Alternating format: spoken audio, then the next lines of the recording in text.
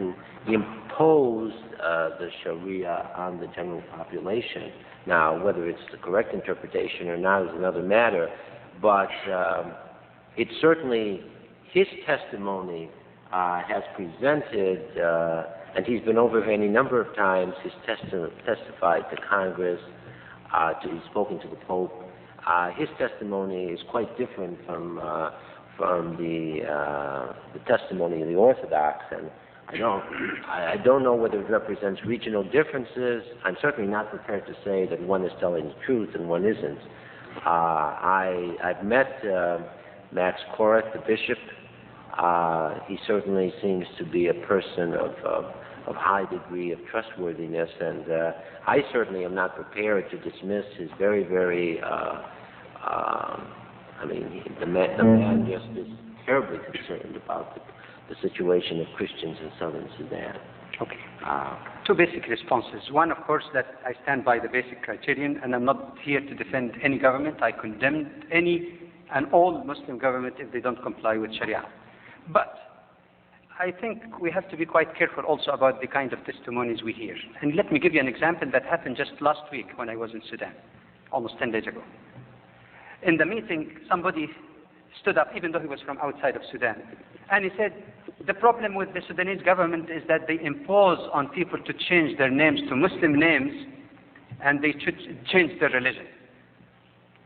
You know who responded to that? It happened that a gentleman interrupted, and he says, I have a Christian name, and nobody ever asked me to change it. And that man happened to be the mayor of Khartoum, the capital of Sudan.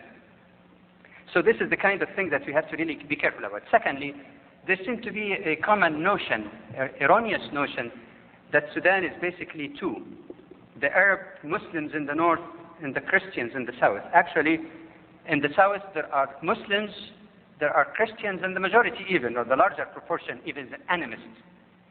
Thirdly, I have a statement here also from the Catholic Church in Sudan, in which it clearly accuses some of the Christians actually of creating split and joining the violence and preventing the peace from happening, and lots of suffering that is taking place in southern Sudan actually is because of the split of the various rebel movements and their cruelty in treating even the civilian, using them as pawns in their struggle.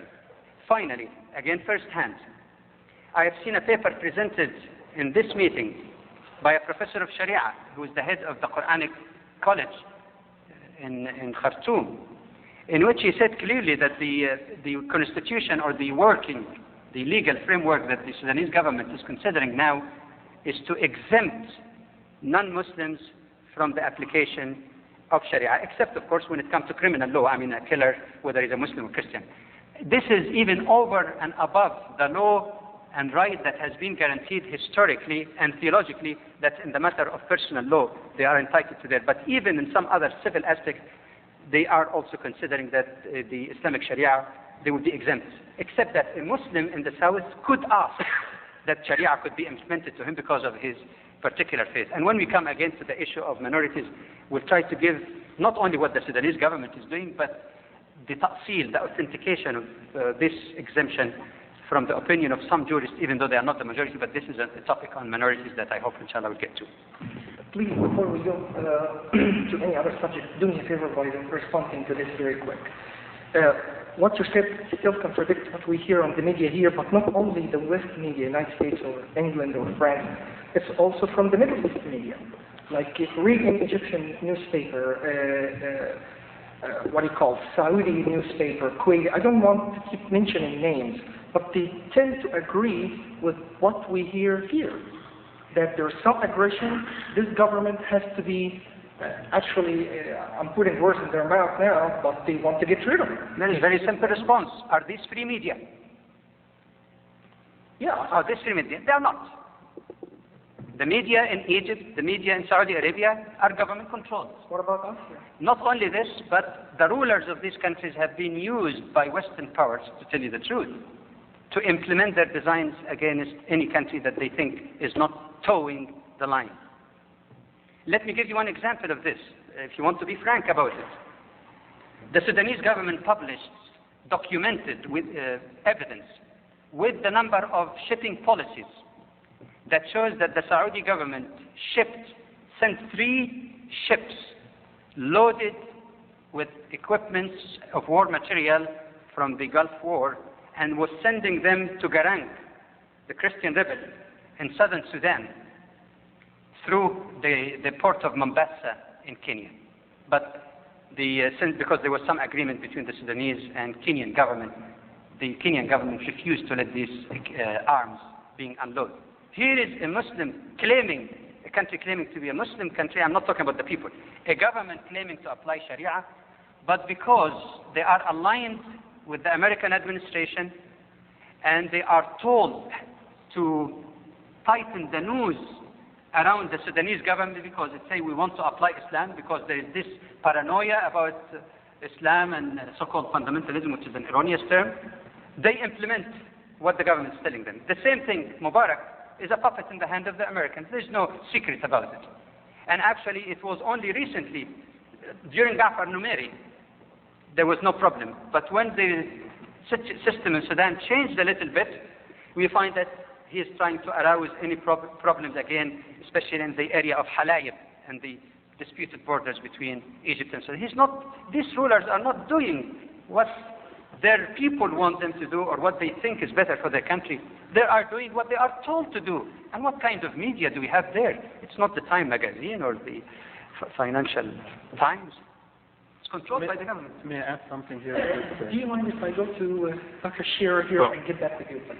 Very, very briefly, I wonder if hearing these conflicting reports, which raises a question of credibility, the time has not come that we need joint commissions for human rights investigations made up of Muslims, Christians, people of other religious faiths, in order to restore credibility, to investigate abuses, to monitor specific cases, to do advocacy, because if the case is that one believes only one's own side or the media, then there will be no progress. Didn't you think that this committee should be from you and I, not from government, so we can really... Well, I'm thinking of an independent organization like Amnesty International, which has credibility and which investigates cases of abuse, whether they involve Muslims or whether they involve Christians, Shias, Sunnis, Baha'i, it doesn't matter. It's an impartial group, and we need somehow to develop an instrumentality that can act in that way so that our communities can trust what they hear and act on it. Imam Shakir, we'll go, if you can elaborate on Sudan, it's okay, go say whatever you want, but because I want to get out of that subject. Okay. One quick remark. Basically, as Dr. Badawi, emphasized time and time again, we are not dealing with a representative government anywhere that is applying Islam in total, word for word, and by the letter and the spirit. Therefore, investigating those issues from a religious standard should emphasize whether those practices are in congruency with Islam or not whether those practices are really directed against a Muslim, a Christian, a Shi'i, or a Jew, or anybody. Because in that case, we are kind of like condemning the religion of the ruler rather than the practice that is away from the religion. This is one point. The other very quick remark, when Hassan Turabi was here, and he testified before a congressional committee, and rather than asking questions, they really interrogated him. Much more so interrogation than investigation. He invited them and challenged them to send a congressional delegation that will be given free accommodation, free transportation, and everything to go around the Sudan and document everything they see and come back to report that to the Congress. Until now, that commission has not left Washington. So I believe that politicians on both sides are working from a perspective with a political purpose. Notwithstanding the religious affiliations, they look at political interests much more than anything else. I'm going to bring one of the subjects that we really deal with nowadays, which is the subject of terrorism. There is no doubt that a lot of books from both sides